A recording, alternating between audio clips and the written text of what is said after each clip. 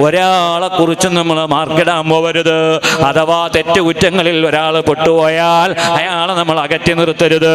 അയാളെയും ചേർത്തിപ്പിടിച്ച് നന്മയിലേക്ക് കൊണ്ടുവരാൻ നമുക്ക് കഴിയണോ? ഒരു പക്ഷേ ആ തെറ്റ് ചെയ്ത വ്യക്തി റബ്ബിനോട് തൗബ ചെയ്താൽ അള്ളാഹുവിന്റെ അടുക്കൽ അയാൾ വിജയിക്കും. അയാളെ കുറ്റം പറഞ്ഞ് നടന്ന നമ്മൾ പരാജയപ്പെടുകയും ചെയ്യും. അതുകൊണ്ട് ഒരാളെയും മാർക്കിടാനുള്ള യോഗ്യത നമുക്കില്ല.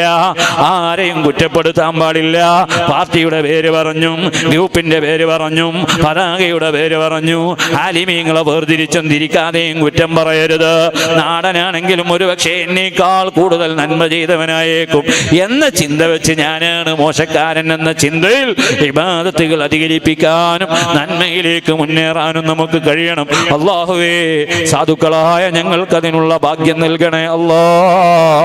ഞങ്ങളോ പറഞ്ഞതും കേട്ടതും ഒരു സ്വാലിഹായ കർമ്മമായി നീ കബൂലാക്കണേ അല്ലാ.